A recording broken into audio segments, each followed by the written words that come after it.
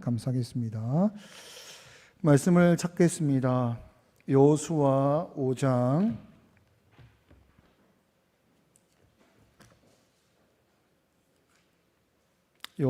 5장 2절에서 9절까지 말씀입니다.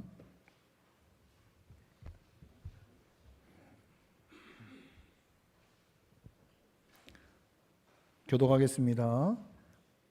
그때에 여호와께서 여호수아에게 이르시되 너는 부싯돌로 칼을 만들어 이스라엘 자손들에게 다시 할례를 행하라 하시매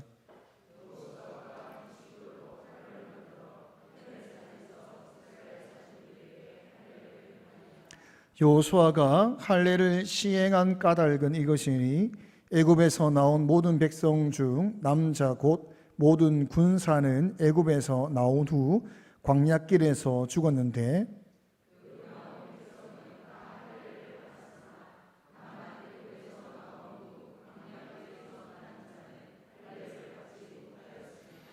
이스라엘 자손들이 여호와의 음성을 청종하지 아니하므로 여호와께서 그들에게 대하여 맹세하사 그들의 조상들에게 맹세하여 우리에게 주리라고 하신 땅 곧 젖과 꿀이 흐르는 땅을 그들이 보지 못하게 하리라 하시매 애굽에서 나온 족속 곧 군사들이 다 멸절하기까지 40년 동안을 광야에서 헤매었더니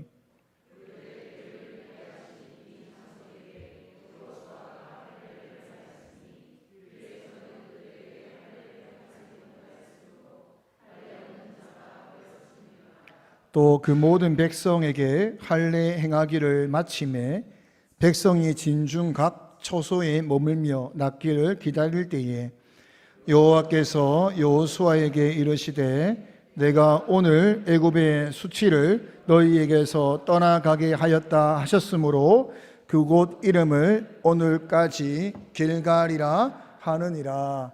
아멘. 이스라엘 백성들이 광야 40년 방황을 끝내고 가나안 동편을 점령한 후에 이제 본격적으로 가나안 서편을 점령하기 위해서 먼저 여리고에 두 정탐꾼을 보내게 됩니다. 정탐꾼의 보고를 들으면서 하나님의 일하심을 확신한 그들이 요단강을 건너는데 홍해가 갈라져서 마른 땅을 건nom과 같이 요단 땅을 건널 때에도 마른 땅을 건너게 됩니다. 그리고 여리고 성을 눈앞에 두고 있는 상황에서 하나님께서 오늘 명령하고 계십니다. 할례를 행하라 라고 명령하십니다. 부싯돌로 칼을 만들어서 이스라엘 자손들에게 다시 할례를 행하라 라고 말씀하십니다. 다시라고 표현한 것은 애굽을 떠나올 때에 애굽을 떠나온 모든 사람은 다 할례를 받은 사람이었다라고 말을 합니다. 그러나 광야에서 태어난 사람들은 할례를 받지 않았습니다. 그래서 하나님께서 할례 받지 않은 사람들이 많기 때문에 그들에게 할례를 하라라고 명하신 것입니다. 할례를 받게 된다는 것은 군사들이 전투 불능의 상태가 되는 것을 말합니다. 며칠 동안 큰 고통이 따르기 때문에 도무지 싸울 수 없는 군대가 되는 것입니다. 요동안 동편을 점령할 때에 바산 땅을 다 점령한 후에 안전한 그곳에서 할례를 받아도 됩니다. 근데 하나님께서 굳이 안전한 바산 땅이 아니라 적군 앞에서 할례를 받으라라고 명하고 계십니다. 지금 할례를 받아야 될 사람은 이스라엘 군대의 한 80% 이상이 된다라고 주석가들은 말을 하고 있는 것입니다. 이스라엘의 군대의 80% 이상이 고통에 신음하고 있는 때에 그것도 짧은 시간이 아니죠. 며칠 동안 계속되는 고통 속에 하루라도 적군이 쳐들어오게 되면 전멸당할 위험이 있는데 왜 하나님께서 안전한 요단 동편에서 할례를 명하지 아니하시고 왜 요단 서편을 넘어와서 적군을 눈앞에 둔 상황에서 할례를 명하셨는가? 오늘 그것이 우리에게 중요한 것입니다. 할례의 의미가 무엇인가? 창세기 17장에 가게 되면 할례의 의미가 나옵니다. 하나님께서 아브라함에게 약속을 주시고 아브라함을 갈대아 우르에서 그를 부르십니다. 내가 너로 큰 민족을 이루게 하겠다. 복의 근원이 되게 하겠다라고 말씀하십니다. 여기에서 가장 중요한 것은 약속된 후사가 있어야 하는 것입니다. 메소포타미아에서 아브라함이 부름받을 때에 아브라함이 볼 때는 아내는 이미 늙었고, 그때도 늙었습니다.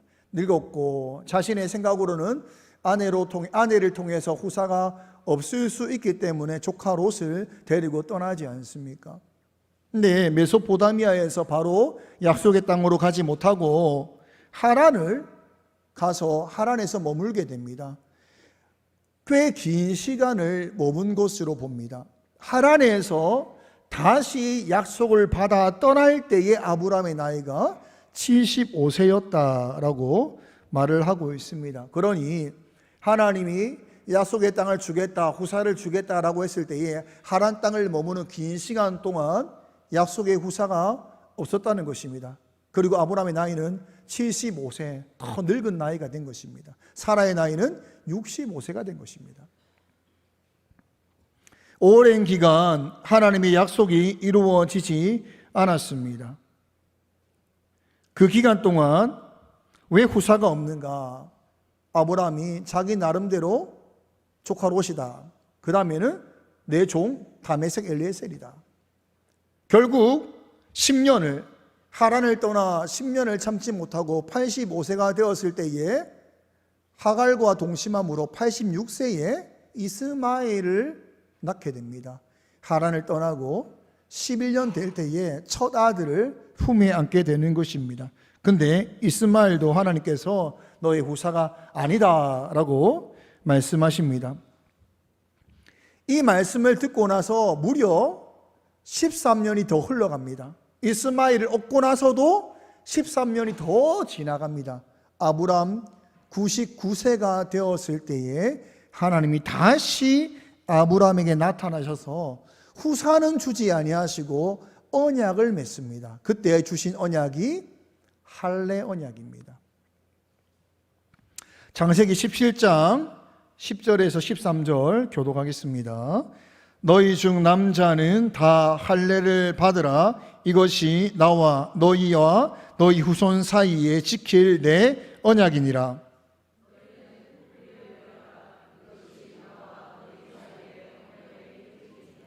너희의 대대로 모든 남자는 집에서 난 자나 또는 너희 자손이 아니라 이방 사람에게서 돈으로 산 자를 막론하고 난 지 8일 만에 할례를 받으라. 난 자든지 너희 돈으로 산 자든지 할례를 받아야 하리니 이에 내 언약이 너희 살에 있어 영원한 언약이 되려니와. 하나님께서 이 포피를, 남성의 성기의 포피를 베는 것을 언약의 도구로 사용하십니다. 이스라엘만 그 당시에 이 할례를 한 것이 아닙니다. 여러 지역에서 이 일은 있었습니다. 성인식으로도 하고 여러 가지 이유로 할례는 거행하였습니다. 그러나 이스라엘 백성에게 주어진 이 할례는 언약의 할례다라고 이야기하고 있습니다. 이 언약의 할례라는 것은 포피를 베는 것은 영적으로 남자의 생식기를 자른다라는 의미를 가지는 것입니다. 여러분, 사람은 오직 남자의 생식기를 통해서만 자녀를 낳을 수 있습니다. 그런데 하나님께서 남자의 생식기를 자르라라는 이 할례의 언약을 통해서 무엇을 아브라함에게 고백하게 하시는가 하면, 하나님의 언약 백성은 사람이 만들어내지 못한다, 이것을 가르치시는 겁니다. 하나님의 언약 백성은 오직 하나님이 만드신다, 이것을 아브라함에게 고백하게 하시는 겁니다. 아브라함이 99세에 하나님의 할례 언약을 들었을 때에 이 말을 듣고 마음속으로 아브라함이 무엇이라고 말하는가 하면 창세기 17장 17절 함께 읽겠습니다. 시작. 아브라함이 엎드려 웃으며 마음속으로 이르되 100세 된 사람이 어찌 자식을 낳을까? 사라는 90세니 어찌 출산하리요? 하고, 아브라함 99세에 이 말씀을 주니까 지금 자식을 갖게 되면 100세에 자녀를 출산하게 되는 것인데, 이게 일어날 수 있는 것인가? 지금 아브라함의 상태가 어떤 상태인가 하면, 이제는 끝이 났다, 나는 자녀를 가질 수 없다, 나는 후사를 가질 수 없다라고 하는 완전한 기대가 사라진 상태에서 하나님이 할례 언약을 주시고 그와 함께 이삭을 내년에 주시겠다라고 약속을 하십니다. 여러분, 하란을 나올 때부터 무려 25년이 지났습니다. 이 25년 동안 아브라함은 모든 수고와 모든 방법과 모든 노력을 다 했습니다. 그리고 그 모든 방법과 노력이 이제는 다 끝이 난 그때서가 되어서야 하나님은 할례 언약과 함께 자녀를 주시겠다라고, 이삭을 내년에 주시겠다라고 말씀하신 것입니다. 중요한 것은 하나님의 때라는 것입니다. 하나님은 그때서야 주셨습니다. 이 그때서야가 무엇입니까? 아브라함이 내가 이제 내 힘으로는, 스스로는 나는 후사를 도저히 만들 수 없다라고 하는 때가 되어서야 하나님이 할례 언약을 통해서 자식을 주신 것입니다. 자식을 낳았을 때 이 아브라함이 무엇을 고백했겠습니까? 이 자녀는 나의 힘으로 생산한 것이 아니요, 하나님께서 주신 것이다. 언약은 내가 이루는 것이 아니라 시작하신 하나님이, 나를 부르사 시작하신 하나님이 완성의 자리까지 하나님이 하시는구나 라는 것을 아브라함이 그때가 되어서야 깨달은 것입니다. 아브라함이 100세의 이삭을 낳고 나서 22장에 이렇게 기록을 하고 있습니다. 이 일 후에 여러분, 22장에 이삭을 바치라 라고 말하는데 그 시작을 이 일 후에라는 시작을 가지고 있습니다. 아니, 아브라함의 믿음을 설명하기에 가장 적절한 단어가 뭐냐면 이 일 후에라는 것입니다. 어떻게 이삭을 바칠 수 있는가? 어떻게 아버지가 자녀를 바칠 수가 있는가? 100세에 낳은 귀한 자녀를 어떻게 바칠 수가 있는가? 자기의 손으로 죽여 바칠 수가 있는가? 그 답은 이 일 후에입니다. 이 일 후에가 무엇입니까? 아브라함이 지금까지 모든 수고를 다하여도 25년의 세월 동안 자기의 힘으로는 후사를 얻지 못하였는데, 하나님께서 시작하신 일을 하나님이 완성하시는구나 라는 것을 25년의 세월을 통하여서 깨달으니 자녀를 바치는 믿음의 자리까지 아브라함이 가더라는 것입니다. 그래서 성경은 이 일 후에라는 단어를 쓰고 있는 것입니다. 하나님께서 약속의 땅을 정복하라라고 이스라엘 백성에게 말씀하십니다. 그리고 요단강을 건넜습니다. 건넌 후에 적군 앞에서 와서야 하나님은 할례를 명하십니다. 무엇을 기억하기를 원하셨는가? 이 전쟁은 너희의 힘으로 이길 수 있는 전쟁이 아니다. 이 전쟁은 하나님이 시작하셨으니 하나님이 완성하실 것이니 너희는 이 믿음을 가지고 따르라, 순종하라. 그것을 그들이 잊지 않도록 적군 앞에서 그 몸에 표로 삼아 전쟁을 시작하게 하신 것입니다. 이 할례의 증거가 하나님이 하신 것을 하나님이 마치실 것이라고 하는 이 확실한 몸의 증거가 더욱 확실하게 하기 위해서 하나님은 적군 앞에서 그 일을 하라 명하신 것입니다. 백성들이 할례를 행할 때에, 우리가 지금 할례를 행하면 우리는 전투불능이 될 것인데 과연 괜찮을까? 이 할례를 행하게 되면, 기습을 당하게 되면 다 죽을 것인데 과연 괜찮을까? 그때에 그들이 하나님께서 우리가 전투불능이 되어도 우리가 싸울 수 없는 자리에 간다 할지라도 하나님의 명령을 따르니까 하나님의 보호하심이 능히 가나안 열방의 모든 왕들로 하여금 두렵게 하사 우리를 보호하시는구나 라는 것을 그들이 이 할례를 통해서, 특별히 적군 앞에서 하는 할례를 통해서 확인한 것입니다. 여러분, 앞으로 싸움을 할 것인데 싸움을 할 때 얼마나 힘이 없을 때가 많겠습니까? 때로는 싸우고 싶지 않을 때도 있을 거란 말이죠. 때로는 전투불능의 상태가 올 때도 있을 거란 말입니다. 그러나 그때에도 주의 명령을 따른다면 승리한다는 것입니다. 왜요? 지금 그것을 확인하고 있는 거예요. 우리가 전투불능이 되어도 우리는 안전하다.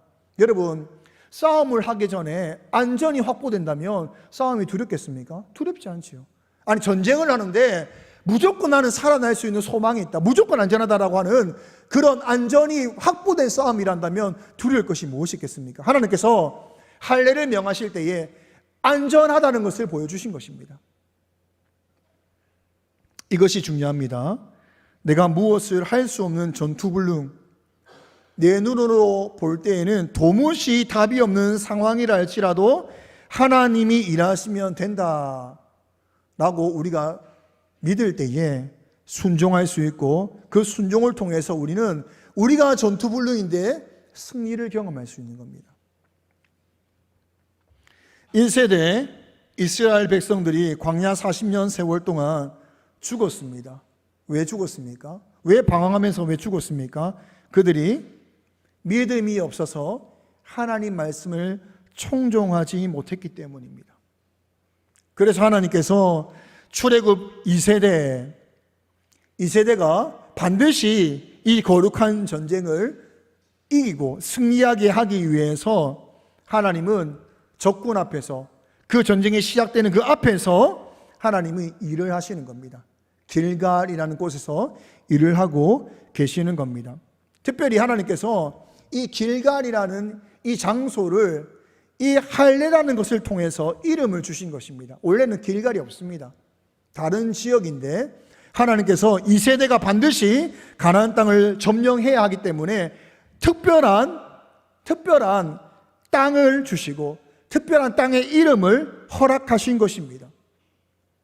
길갈은 어떤 의미를 가지고 있는가 오늘 살펴보겠습니다. 먼저 5장에서 처음으로 하나님은 길갈이라는 이름의 땅을 주시는데 이미 4장에서 길갈이 등장합니다. 4장 19절에서 24절입니다. 교독하겠습니다. 첫째 달 10일에 백성이 요단에서 올라와 여리고 동쪽 경계 길갈에 진침해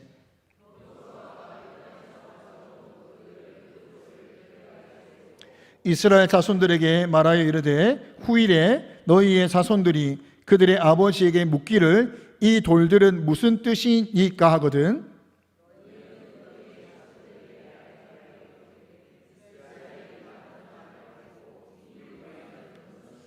너희의 하나님 여호와께서 요단물을 너희 앞에서 마르게 하사 너희를 건너게 하신 것이 너희의 하나님 여호와께서 우리 앞에 홍해를 말리시고 우리를 건너게 하심과 같았나니 이는 땅의 모든 백성에게 여호와의 손이 강하신 것을 알게 하며 너희가 너희의 하나님 여호와를 항상 경외하게 하려 하심이라 하라. 여러분, 길갈이라는 이름이 있기 전에 하나님께서 길갈 땅에 하신 일이 무엇인가 하면 요단 땅을 마른 땅으로 건널 때에 하나님께서 길갈에 진을 치면서 거기에 12돌을 세우도록 하십니다.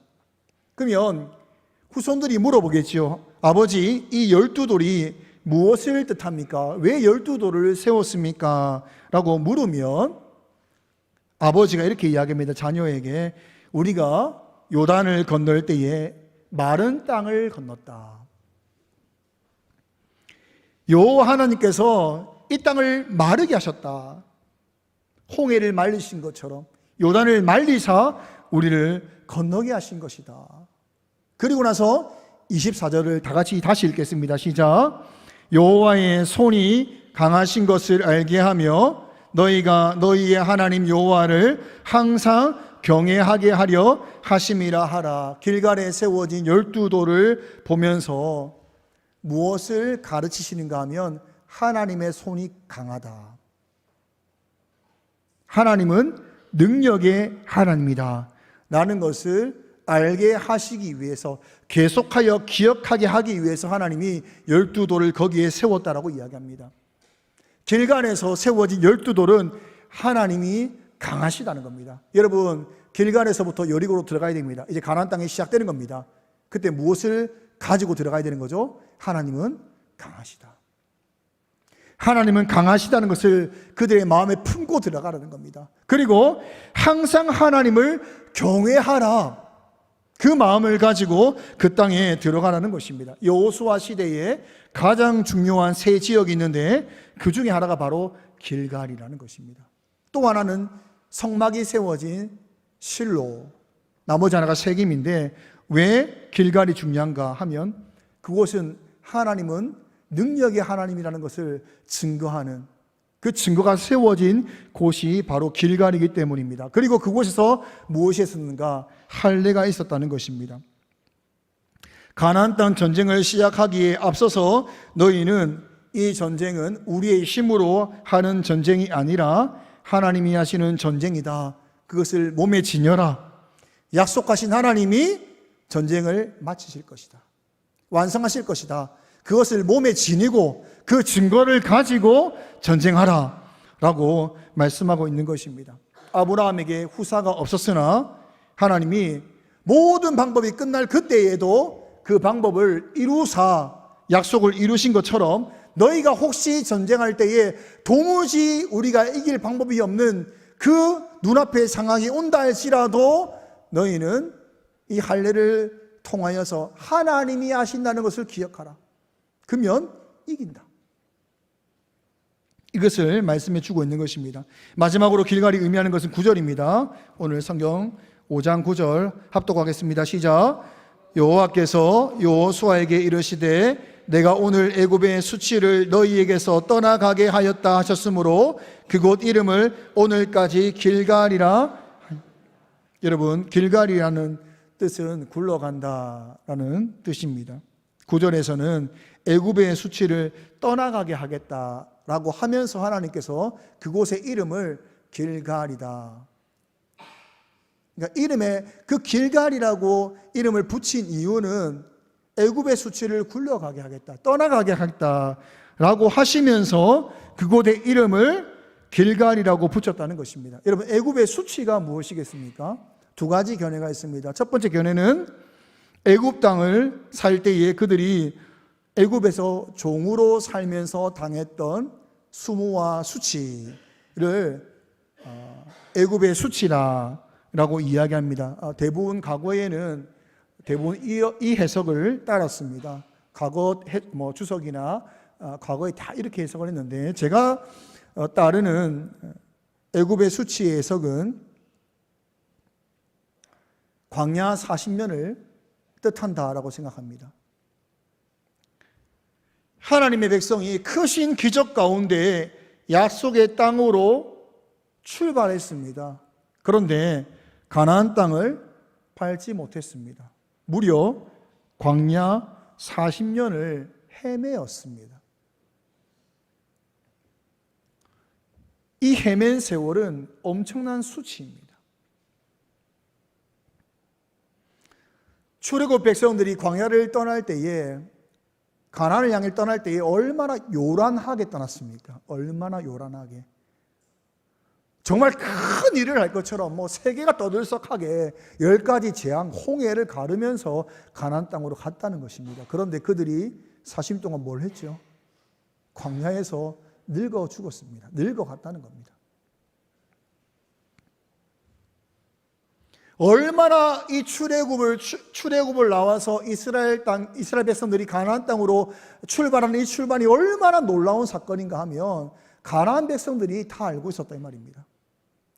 여호수아 2장 9절과 10절입니다. 함께 읽겠습니다. 말하되 여호와께서 이 땅을 너희에게 주신 줄을 내가 아노라. 우리가 너희를 심히 두려워하고 이 땅 주민들이 다 너희 앞에서 간담이 농나니 이는 너희가 애굽에서 나올 때에 여호와께서 너희 앞에서 홍해의 물을 마르게 하신 일과 너희가 요단 저쪽에 있는 아모리 사람의 두 왕 시온과 옥에게 행한 일 곧 그들을 전면시킨 일을 우리가 들었음이니라. 지금 이 라합의 고백이거든요. 두 명의 정탐꾼에게 라합이 신앙 고백을 하고 있는데 무엇이라 고백하냐면 이 땅을 너희에게 주신지를 나도 안다. 여러분, 출애굽한 백성들이 가나안 땅을 목적으로 출발했다는 것을 가나안 사람도 안다 이 말이에요. 10가지 재앙, 홍해 물을 가르는 사건을 보면서 가나안 주민들도 막 정말 두려워 떨면서 일거수일투족을 정말 주시하면서 바라보고 있는데 그들이 뭘 하고 있죠? 강야를 만들고 있는 거예요. 좀 뭐 하고 있지? 가나안 사람들이 볼 때도 이해가 안 되는 행동을 하고 있어요 지금. 아니 지금 저렇게 요란하게 정말 대단하게 출발해놓고 강야 40년 동안 계속 맴돌고 있는 이 이스라엘 백성들의 모습이 얼마나 우습겠습니까? 누가 비웃겠습니까? 애굽이 비웃는 거죠. 아니 나가서 대단한 일을 할 줄 알았더니 나가서 거기서 그렇게 자기 믿는 하나님께 벌 받아 죽고 40년을 헤매고 차라리 우리와 함께 있으면서 우리 종으로 살았으면 더 편했을 건데 왜 나갔냐는 거예요. 왜 나갔냐? 이게 얼마나 이스라엘 1세대 백성들에게 수치냐 이 말입니다. 목적을 가지고 출발했는데 목적을 이루지 못하고 40년을 방황하니 그 모습을 바라보는 열방은 특별히 애굽은 비웃는 겁니다. 대단하게 뭘 할 줄 알고 나갔더니 대단한 일을 할 줄 알고 너희 나가더니 뭐야? 그밖에 안 돼? 그 말을 애굽이 한다는 것입니다. 한번 가나안 땅 밟아보지 못하고 한번 싸워보지 못하고 한번 칼 휘두러 보지 못하고 거기서 40년 방황했으니 얼마나 수치냐 이 말입니다. 그것을 세상이 조롱한다 이 말입니다. 야, 참 웃긴다. 왜 나갔어?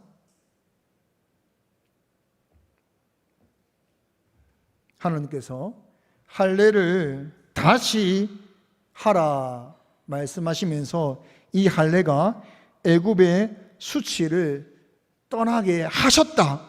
떠나게 하겠다가 아니라 떠나게 하셨다라고 선언을 합니다. 여러분, 광야 40년 그 수치스러운 수치가 어떻게 할례 한 번으로 수치가 되지 않고 떠날 수 있겠습니까? 어떻게 40년을 그렇게 비웃음으로 당한 그 40년의 시간이 어떻게 할례라는 것을 통해서 수치가 떠날 수 있겠습니까? 아브라함이 약속을 받았으나 25년 동안 자기 나름대로 후사를 만들기 위해서 노력합니다. 하나님 보시기에 떳떳하지 못한 부끄러운 모습을 25년 동안 보여줍니다. 수치이지요. 수치입니다. 25년 동안 아브라함의 수치가 100세의 할례를 통해서 이삭을 만났을 때에 아브라함이 할례를 붙잡았을 때에 그것이 무슨 믿음이 됩니까? 자기 자녀를 하나님께 바칠 수 있는 믿음이 된 것입니다. 25년은 분명히 수치인데 할례를 붙들게 되니 이 25년이 무엇이 됩니까? 자녀를 바칠 수 있는 믿음의 사람이 되는 의미가 된 것입니다. 분명히 25년 약속을 붙잡지 못하고 살아간 세월, 떳떳하지 못하게 부끄럽게 살아간 세월은 분명히 수치의 자리인데 하나님은 할례를 믿는 순간 25년의 수치를 아브라함에게 의미의 시간으로 만드셨다 이 말입니다. 그가 겸손할 수 있도록 하나님의 능력을 붙드는 사람이 되도록 믿음의 사람이 되는 의미의 시간으로 만드신 겁니다. 여러분, 광야 40년은 수치의 자리입니다. 수치죠. 뭐 했냐 이 말이에요. 40년 동안.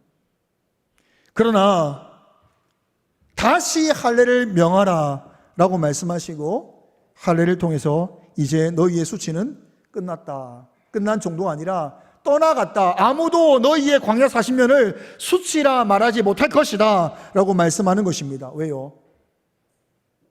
광야 40년의 수치가 의미가 된다는 것입니다. 하나님을 다시 그들이 온전히 붙들 때 우리가 하는 것이 아니라 하나님이 시작하신 것을 하나님이 이루신다라고 그들이 믿고 나가게 되면 광야 40년은 수치의 세월이 아니라 무슨 세월이 되는가 하면 의미가 있는 세월이 되는 것입니다. 더 2세대가 1세대로 말미암아 더 겸손하고 더 믿음의 사람이 되고 더 능력의 사람이 되고 능력의 군대가 되는 의미의 때가 되는 것입니다. 그러면 그 모든 애국과 가나안 땅이 40년을 뭐 했냐로 말하지 못하는 거예요. 아, 준비되었구나. 그 시간이 이들을 훈련시켰구나. 그 시간이 그들을 겸손케 했구나. 능력의 사람으로 만들었구나 라고 그들의 입을 통해서 말하게 한다는 것입니다. 수치가 분명히 우리의 세월에서 우리가 주의 은혜를 붙잡지 못한 세월 동안 살아간 우리의 모습은 수치일 수 있는데 하나님이 다시를 명할 때에 다시를 붙잡고 다시 은혜의 자리에 나오게 되면 지난날 우리가 살아왔던 수치의 세월은 의미의 세월로 바꾸신다 이 말입니다. 그 장소가 바로 길갈입니다. 여러분 길갈을 생각할 때에 가장 먼저 생각해야 될 단어가 뭐냐면 다시입니다. 다시. 성도로 살아가면서 여러분 어떻게 살아왔습니까? 예수 믿는다 하면서 어떻게 살아왔냐 이 말입니다. 때로는 조롱을 당합니다. 우리가 지난 시간 객관화라는 말씀을 통해서 한국교회는 조롱을 당하고 있습니다. 긴 세월 조롱을 당하고 있습니다. 하나님께서 다시 은혜의 자리로 나오라 말씀하고 있지 않습니까? 회개하여 회복하라 말씀하고 있지 않습니까? 만약에 그들이 다시금 교회가 다시금 다시 하나님의 은혜를 붙드는 자리로 나온다면 우리가 하는 싸움이 아니라 우리는 말씀에 순종함으로 살아가는 삶일 뿐이다. 이것을 확신하여서 주신 말씀을 가지고 살아간다면 지금의 조롱과 수치의 우리의 모습은 무엇이 됩니까? 의미가 됩니다. 의미가 되는 것입니다. 교회 별거 없네. 교회 왜 저래? 그랬던 그들의 입에서 그래서 그랬구나가 된다 이 말이에요. 교회는 다른 애로 바뀐다 이 말이에요. 하나님께서 다시 우리를 부르십니다. 가나안 땅을 전쟁하기에 앞서서 너희는 길갈을 기억하라는 거예요. 길갈을. 하나님을 의지하지 못함으로 살아온 40년의 광야의 세월이 너에게 수치라 생각할지 모르지만 수치가 떠날 것이다. 다시 은혜를 붙는다면 그 수치는 의미가 된다. 그 수치는 너에게 겸손과 믿음과 능력으로 바뀔 것이다. 하나님이 우리에게 그렇게 말씀하고 있는 것입니다. 여러분, 저는 우리 교회 이곳에서 여러분이 하나님이 주시는 다시를 경험하길 바라는 겁니다. 지난날 아픔도 있을 겁니다.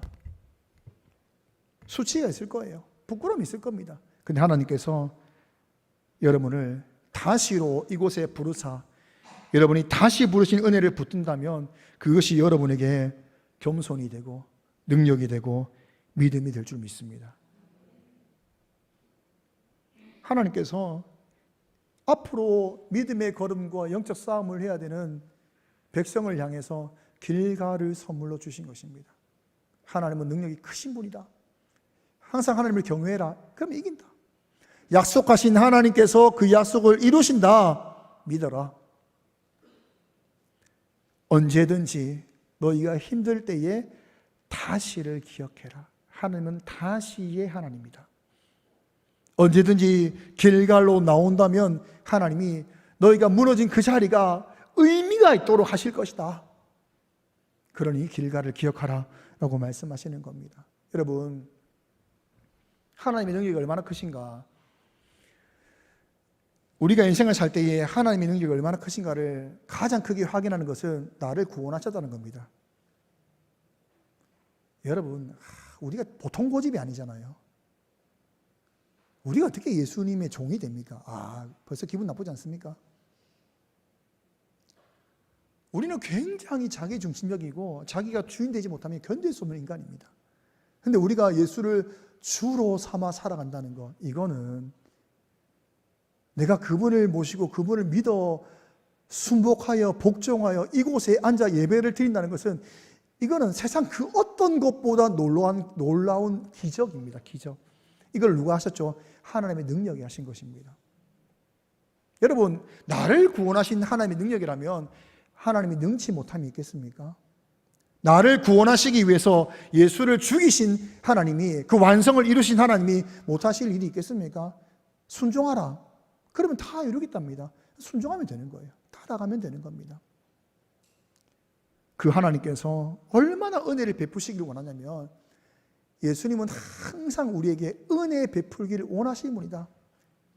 여러분, 하나님이 모든 회중의 모임이 끝날 때에 제사장을 통해서 선포하는 게 뭐예요? 여호와는 너에게 복 주시며, 선포하라는 거예요. 은혜 베풀기 원한다, 복 주기 원한다는 분이라는 것을 선포하라는 겁니다. 그게 우리 하나님이거든요. 그게 우리 하나님이에요. 하나님은 다시의 하나님입니다.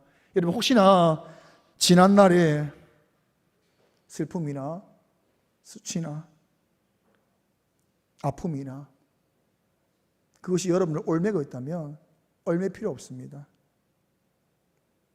하나님의 은혜를 다시 붙든다면 그것이 여러분을 더 하나님의 사람으로 만들고 능력의 사람으로 만드는 하나님의 도구가 되는 것입니다. 저는 말씀을 준비하면서 이런 생각이 들더라고요. 우리가 이런저런 모양으로 교회를 여러 번 옮겨 다니면서 각자가 힘겨운 어찌 보면 신앙의 싸움을 하면서 여기까지 왔습니다.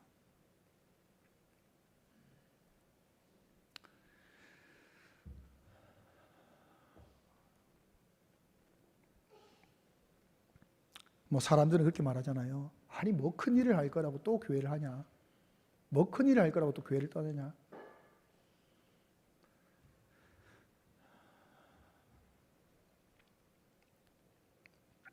근데 분명히 우리가 이곳에서 하나님이 들려주시는 말씀이 오늘의 이 말씀이란다면, 이 자리는 지난날의 모든 우리의 삶의 모든 것들이 의미가 있는 하나님의 일하심인 줄 믿습니다. 분명히 여러분들을 하나님이 더 크게 사용하시고 더 믿음의 사람으로 만드시고 아브람처럼 그 자녀를 하나님께 바칠 수 있는 순종의 자리까지 만드시기 위한 하나님의 다시의 은혜가 이곳에 부어주기 위해서 우리를 이곳까지 인도한 줄 믿습니다. 여러분, 하나님의 은혜가 정말 큽니다. 정말 큽니다. 이 믿음이 있다면 우리는 언제든 하나님의 은혜 안에 살아갈 수 있는 줄 믿습니다. 찬양하면서 제가 은혜로다라는 찬양을 준비했습니다. 시작되었다. 우리 주님의 능력이 나의 삶을 다스리고 새롭게 합니다. 자유하다. 죄와 사망으로부터 나의 삶은 변하고 충만합니다. 함께 찬양하겠습니다.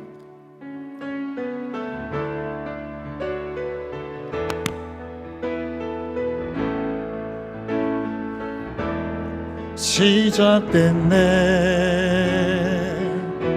우리 주님의 능력이 나의 삶을 다스리고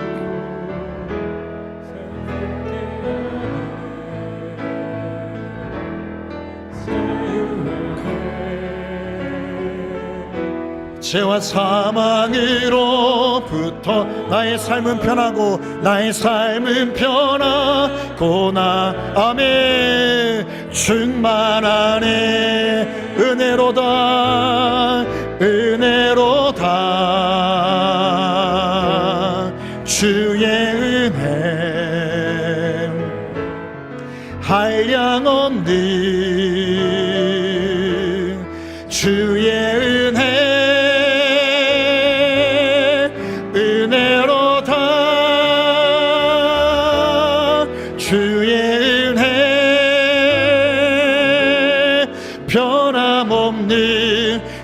신실하신 주의 은혜. 아멘. 시작됐네. 우리 주님의 능력이 나의 삶을 다스리고 새롭게 하네.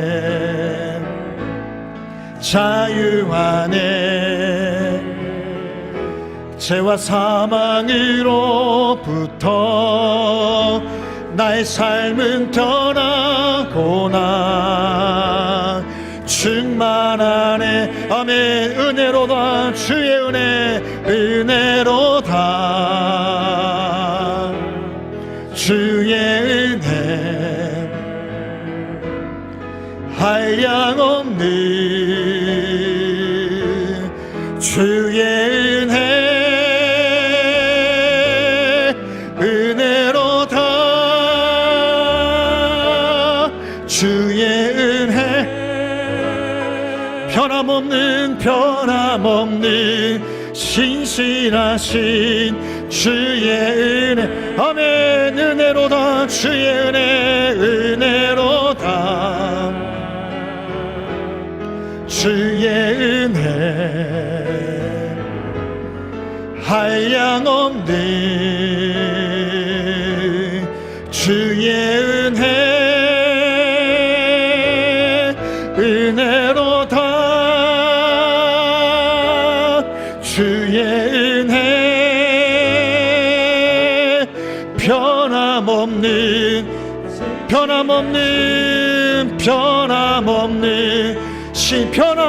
신실하신 변함없는 신실하신 주의 은혜. 여러분, 사단과 세상은 우리를 지난날에 가두게 합니다. 자꾸 지난날을 돌아보게 해요. 너 그런 사람이잖아 라고 말하게 합니다. 그런데 그런 사람인 것을 우리가 바꾸지 못합니다. 바꿀 수 없습니다. 바꿀 수 있는 것은 하나님의 은혜를 붙을 때에, 하나님이 하시니 그 은혜를 내가 쫓아가겠다 할 때에 지난날의 모든 수치가 변합니다. 하나님이 선언하시는 겁니다. 너가 오늘 그 마음을 정한다면 내가 그 일을 하겠다라고 하나님은 그때로부터 선언이 이루어지는 것입니다. 지난날 어떻게 살아왔든지 하나님이 하신다면 나는 다시 새롭게 되는 사람이요, 은혜를 붙든다면 나는 그 시간이 의미의 사람이 된다. 이것을 오늘 말씀해 주십니다. 이 시간 우리가 기도할 때 하나님, 과거에 계속해서 갇혀있는 우리의 인생을 하나님 건져주시고 주의 은혜를 바라보며 우리의 지난날의 모든 삶이 의미가 되는 삶 되게 하여 달라고, 하나님 주의 크신 능력을 의지하고 주를 경외하며 시작하신 분이 마칠 때까지 내 인생을 책임지신다는 것을 믿으며 살아갈 수 있게 해달라고 이 시간 함께 기도하겠습니다. 기도하시겠습니다. 아버지 하나님 감사합니다. 하나님 믿음의 걸음, 아버지 하나님 주님, 이 영적 싸움을 내나가는 우리의 인생 가운데 우리가 이 싸움을 아버지 잘 감당하기를 소망합니다. 아버지 나의 힘으로 할 수 없음을 분명히 깨닫게 도와주시고 나를 구원하신 능력의 하나님 의지하며 아버지 지금도 아버지 나를 구원하신 그 능력으로 우리의 싸움을 주께서 감당하시고 그 크신 능력으로 이루어 가신다는 것을 우리가 믿음으로 살아갈 수 있게 하여 주시기를 간절히 원합니다. 항상 주님 경외함으로 주를 아버지 의지함으로 겸손히 주의 말씀을 따라갈 수 있도록 인도하여 주시고 아버지 시작하신 하나님의 약속이 주께서 이루시오니 완성하시오니 우리가 믿음으로 순종하며 살아갈 수 있도록 인도하여 주시기를 간절히 원합니다. 하나님 우리에게 주신 것 아버지 다시라 말씀해 주십니다. 지난날에 아버지 하나님 과거의 인생에 갇혀 아버지 방황하며 살아가는 우리의 인생에서 하나님 아버지 과거를 돌아볼 것이 아니라 아버지 주실 은혜를 바라보고 주실 영광을 바라보고 아버지 다시의 은혜를 아버지 허락하신 아버지 주님 바라보고 살아가라 말씀하십니다. 우리의 모든 시간을 의미의 시간으로 바꾸어 주시고 그 시간을 통하여서 우리가 더 주를 믿는 사람으로 주의 능력을 의지하는 사람으로 겸손히 사람으로 만들어 주시겠다라고 말씀하시는 그 은혜 안에서 우리가 살아갈 수 있게 도와주사 아버지 하나님 다시의 은혜를 붙들고 다시의 하나님을 의지하고 아버지 길갈의 하나님을 붙들고 우리가 이 싸움, 우리의 믿음의 싸움을 아버지 감당할 수 있도록 인도하여 주시기를 간절히 원합니다. 역사하여 주시옵소서. 찬송가 197장 1절과 4절 찬양하겠습니다.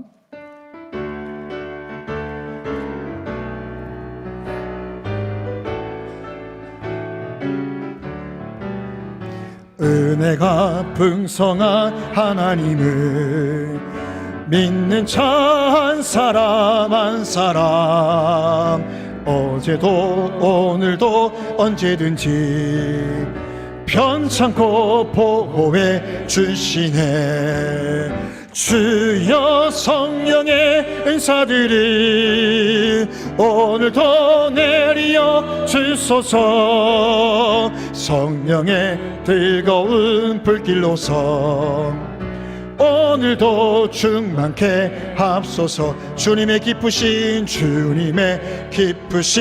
은혜만을 세상에 널리 전하리니 하늘의 능력과 권세로서 오늘도 임해 주옵소서. 주여 성령의 은사들이 오늘도 내리어 주소서. 성령의 뜨거운 불길로서 오늘도 충만케 합소서. 아멘. 아버지 감사합니다. 우리가 얼마나 하나님께 사랑받는 자녀이고 얼마나 다시 은혜로 말미암아 완전히 변화된 인생을 살 수 있는 삶인지를 깨닫게 해주시니 감사합니다.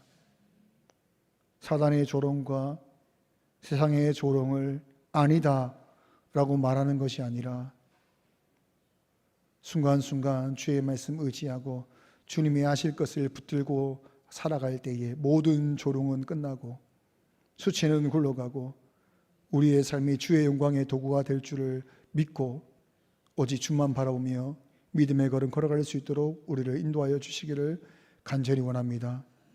우리를 불러주시는 이 자리가 다시 은혜를 베풀기 위한 자리인 줄 믿습니다. 여기에서 지난날의 모든 삶이 의미의 때가 되고 의미의 내용이 되는 그런 우리의 교회가 되게 하여 주시기를 간절히 원합니다. 서로가 서로를 향하여서 다시의 은혜를 나눌 수 있고 또 그 은혜를 서로가 함께 더 풍성하게 아버지 경험케 하는 그런 역사가 사람 부문 교회 안에서 일어날 수 있도록 인도하여 주시기를 간절히 원합니다. 주신 예물 하나님께 귀하게 올려드립니다.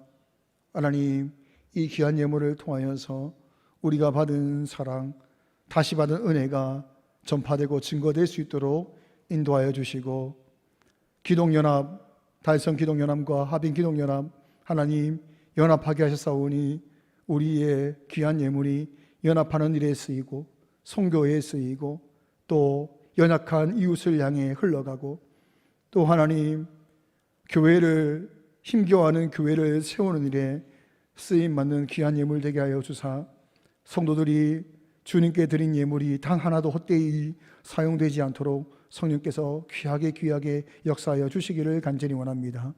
주님께 귀한 마음으로 드렸사오니 자원하여 기쁨으로 드린 예물 그들의 삶의 산업에 복의 복을 더하시고 복주심으로 말미암아 주의 아름다운 산업이 되게 도와주사 하나님 날마다 베풀 것이 있는 삶으로 날마다 주 안에 자랑할 것이 있는 삶으로 복되게 하여 주시기를 간절히 원합니다. 감사드리며 예수님 이름으로 기도합니다.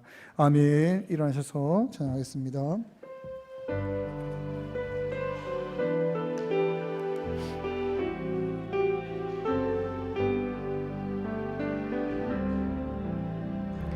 주 내 맘에 오신 후에 주 날 인도하시네.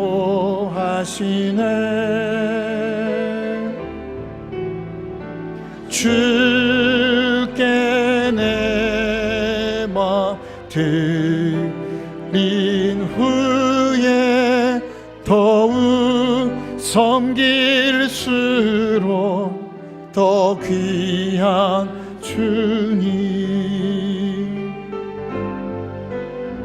더욱 섬길수록 더 귀한 주님, 더욱 사랑할수록 주 날 사랑해. 매일 내 맘에 기쁨이 넘치네. 더욱 섬길수록